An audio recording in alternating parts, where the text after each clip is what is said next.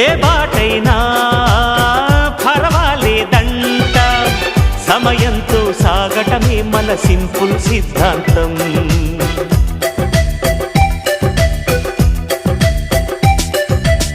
చిరుగాలికి పరిమళమిచ్చే సిరిమల్లెల వనమై ఉందాం, గగనాన్ని నేలను కలిపే హరివిల్లుల వంతెన అవుదాం. ఆనందం అంటే అర్థం మనమందా, ప్రతి పూట పాటై సాగే హుషారు సరిగమలో.